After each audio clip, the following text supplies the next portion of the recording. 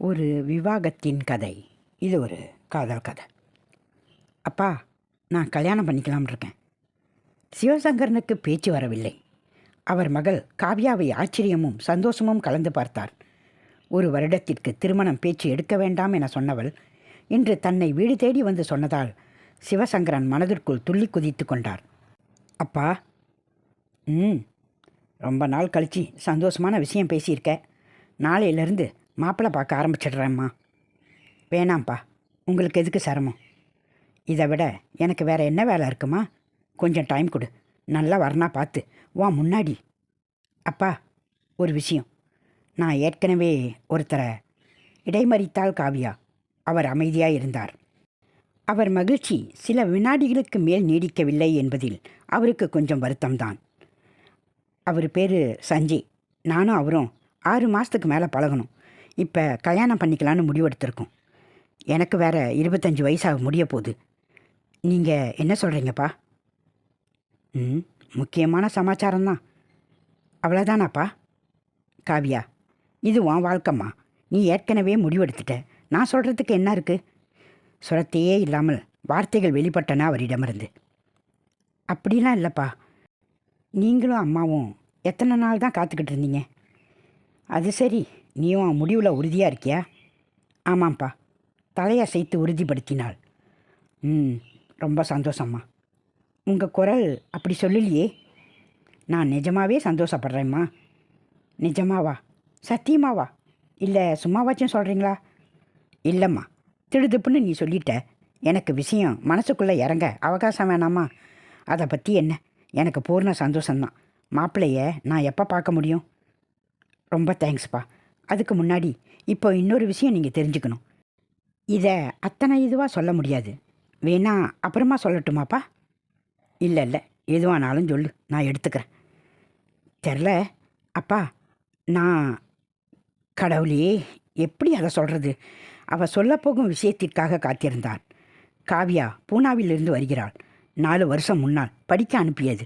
பட்டம் வாங்கிய பின் அதே ஊரில் ஒரு தனியார் மென்பொருள் வேலையை ஏற்றுக்கொண்டாள். விடுமுறையில் வீட்டிற்கு வந்தவள் இப்போது தன் வாழ்க்கை துணை பற்றிய செய்தியை அவள் அப்பாவிடம் சொல்லிக் கொண்டிருக்கிறாள். அப்பா என்றாள் அனாதரவான குரலில். சொல்லுமா, என்ன சொல்லப் போகிறாளோ என்ற தவிப்பு சிவசங்கரனுக்கு. இதை பாருங்கப்பா, நீங்கள் திட்டக்கூடாது, சத்தியம் பண்ணுங்க. அதெல்லாம் எப்படி முடியும் காவியா? அப்போ திட்டுவீங்க. கோபப்பட மாட்டேனாவது சத்தியம் பண்ணி கொடுங்க. சத்தியம் சொல்லு, எதுவானாலும் சொல்லுமா என்றார் வேறு வழி இல்லாமல். அது இன்னும் தயக்கத்திலிருந்து வெளிவரவில்லை அவள். பெருமூச்சு எறிந்தாள். பேச முயன்று நிறுத்தி கொண்டாள். அந்த குறைவான நேரத்தில் சிவசங்கரன் மனசில் ஒரு எண்ணம் அதிர்ச்சியாய் தாக்கியது. ஒருவேளை இப்படி இருக்குமோ? காவ்யா, நீ நீ கர்ப்பமா இல்லைல்ல? இல்லை, இருக்கியா? அப்பா, உங்களுக்கு எப்படி தெரியும்?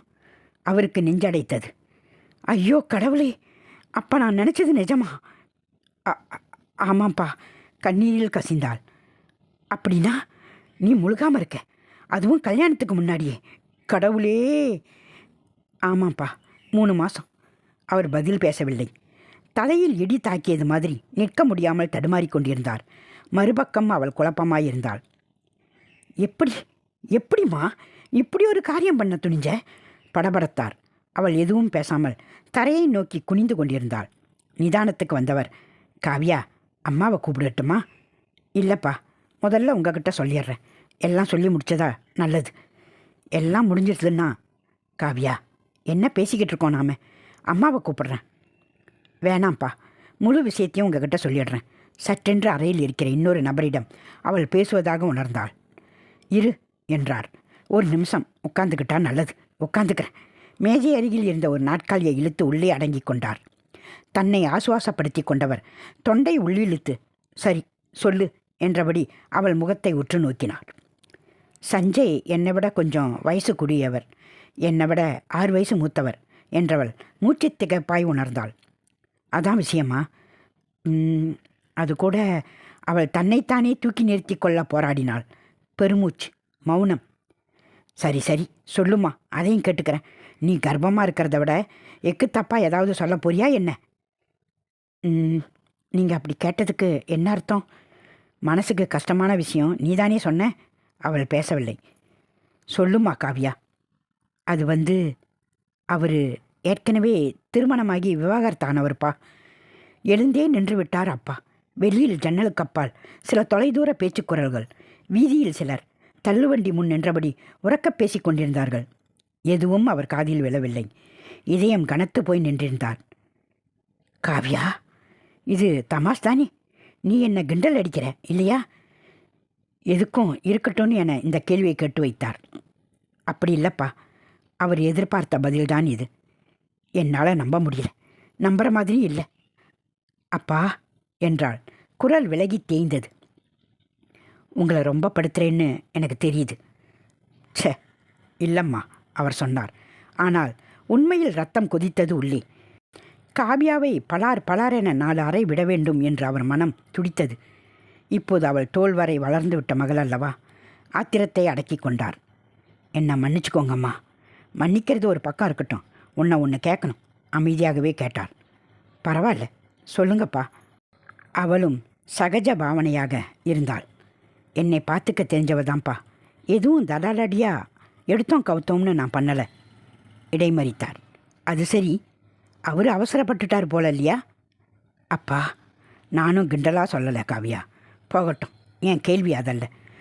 உங்களுக்கு தெரியாததுன்னு எதுவும் கிடையாதப்பா. நான் இப்போ பெரிய பொண்ணுப்பா. குடும்ப முறைக்காக உங்ககிட்ட பேசிக்கிட்டு இருக்கேன். அது எனக்கு புரியுது. ஒரு சம்பிரதாயம் அதானே? நல்லாவே சொன்னேன். சரி, அதே மரியாதைக்கு நான் கேட்குறேன்னு சொல்லு. உன் வயிற்று குழந்தைய அதுக்கு அப்பா அவர்தானா? ஆமாம்.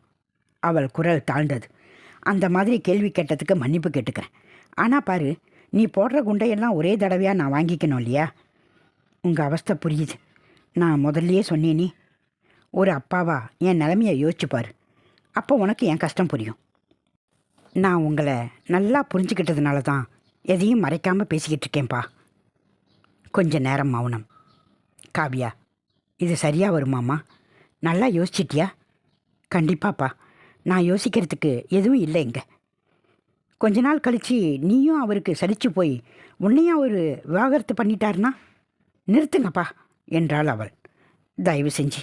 அப்பா, நான் என்ன செய்கிறேன்னு எனக்கு நல்லா தெரியும்ப்பா. இதெல்லாம் நம்ம குடும்பத்துக்கு ஒத்து வருமாம்மா? உனக்கு அடுத்து ஒரு தங்கச்சி இருக்கா. அவள் வாழ்க்கையை பற்றி கொஞ்சமாச்சும் யோசிச்சு பார்த்தியா? அவள் நெடுநேரம் பேசவில்லை. பின்னர் வெடித்து விட்டாள். அதை பற்றி எனக்கு யோசனை இல்லை. இந்த நிமிஷம் இது மட்டும்தான். மற்றதை பற்றி அக்கறை இல்லை எனக்கு. எதுவும் பேசத் தோணாமல் திரும்ப உட்கார்ந்தார். வேற மாதிரி சொல்ல யோசித்து கொண்டிருந்தார். அவள் செய்த தவறில் தனக்கும் பங்கிருக்கிறது என்கிற உண்மை மட்டும் அவர் மண்டைக்குள் உரைத்தது. அவர் ரொம்ப நல்லவர்.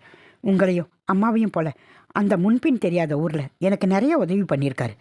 ஆஃபீஸில் என் கூட தான் ஒர்க் பண்ணுறாரு. அவரை போல் ஒரு ஜென்டில்மேனை நான் பார்த்ததே இல்லை. ரொம்ப மென்மையான குணம் அவருக்கு. உங்களுக்கு அதை பற்றியெல்லாம் எதுவும் தெரியாது. கட்டுப்படுத்த முடியாமல் கேட்டார். இப்படி பேச சொல்லி கொடுத்தாராக்கும். அப்பா, என்ன கேள்வி இது? கண்ணீரை அடக்க பிரயாதனப்பட்டாள். இப்போ அவர் எங்கே இருக்கார்? நாங்கள் ஏற்கனவே ஒரு ஃப்ளாட்டில் ஒன்றா இருக்கோம். சொல்லும்போதே அவள் குரல் உடைந்தது. ச்சே, கல்யாணத்தை பண்ணாமல் குடித்தனமா? என்ன கர்மம்டாது? அவரை அறியாமல் பேசிவிட்டார். தினமும் பேப்பரில் இதுபோல நிறைய சங்கதியை வாசித்துவிட்டு கண்டபடிக்கு ஏசுவார். இப்போதும் அதே நினைப்பில் இருந்து விட்டார் போலும். அப்பா, ஏன் இப்படி பேசுகிறீங்க? கண்ணீர் குரலில் கோபம். பின்னர் செருமி மூக்கு சிந்தினாள். அவளை பொறுத்த வரையில் இந்த வாழ்க்கை முறையில் எந்த தப்பும் இல்லை என உறுதியாக நம்பிக்கை கொண்டிருந்தாள்.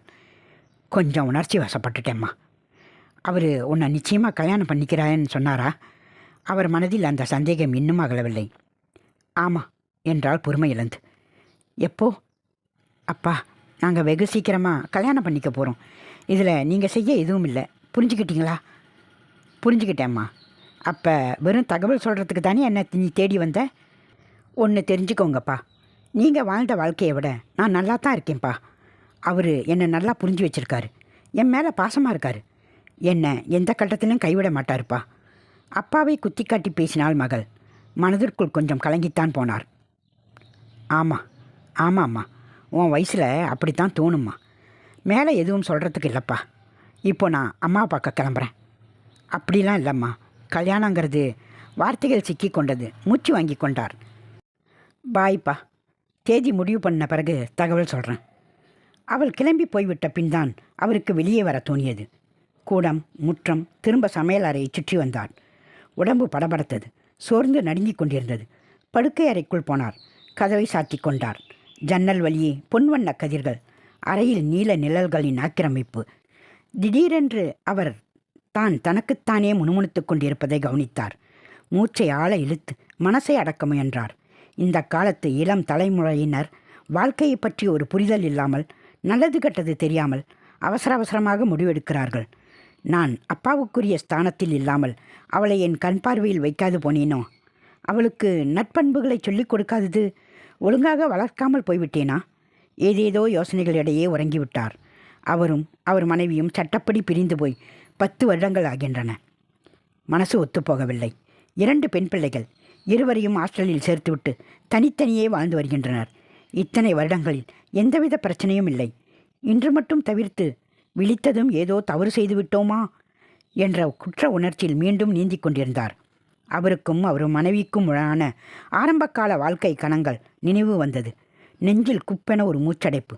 எங்கோ தீர்மானம் செய்தவர் போல உடனே தன் முன்னாள் மனைவியை கால் பண்ணினார். என்ன விஷயம்? காவியா அங்கே வந்தாளா? பேசி பாத்தியா? அவள் தீர்மானமாக இருக்கா. ஏற்கனவே விவாகரத்தானவன் கூட எப்படி அவள் சந்தோஷமாக இருக்க முடியும்? யார் கண்டா? அவங்க ஆயுசு முழுவதும் ஒன்றா சந்தோஷமாக இருக்கலாம். அவள் குரலில் ஒரு வித சோகம்.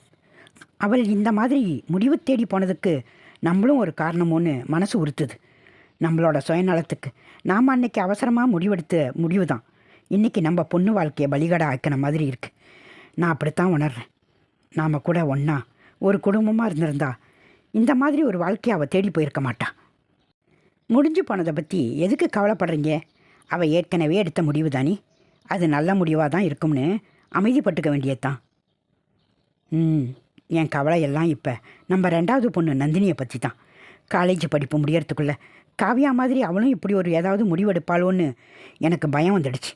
அவளை தனியாக வைக்காம நம்ம கூடவே இருக்க வச்சுக்கிட்டா பிற்பாடு அவள் எந்த தப்பான முடிவையும் எடுக்க வாய்ப்பு இருக்காதுன்னு நம்புகிறேன். கல்யாணத்தை பற்றியும் குடும்ப உறவு பற்றியும் அவளால் நல்லா புரிஞ்சிக்க முடியும். எனக்கும் அதே மாதிரி யோசனை தான். நீ தப்பாக நினைக்கலன்னா நான் ஒரு விஷயம் சொல்லட்டா? பரவாயில்ல, சொல்லுங்கள். நம்ம பொண்ணுக்காக பழசை மறந்துட்டு நாம் ஒன்றா ஒரே குடும்பமாக இருக்கலாம். நீ என்ன சொல்கிற? அது அது எப்படி சாத்தியம்? ஒரு வழி இருக்கு, நீ மனசு வச்சா என்று மெல்ல இழுத்தார். அது என்ன வழின்னு உங்கள் வாயாலேயே சொல்லிவிடுங்க. ஜானகி, நான் உன்னை திரும்பவும் கல்யாணம் பண்ணிக்கிறேன். நான் இன்னும் உன்னை விரும்புகிறேன். நீ என்ன சொல்கிற? சொல்லிவிட்டு செவிகளை அகல திறந்து வைத்தபடி ஜன்னலுக்கு வெளியே பார்வையை திருப்பினார். ஒளி ஊடுருவும் மாலை நேர வெளிச்சம். வீதி நெடுக வாசலில் பெண்கள் சிலர் பூக்களை சேகரித்து கொண்டிருந்தார்கள். சிலர் கோலம் போட்டு கொண்டிருந்தார்கள். அந்நேரம் அவர் இதயம் உற்சாகத்தோடு உள்ளுக்குள் பூக்கோளம் ஒன்றை போட்டு கொண்டிருந்தது.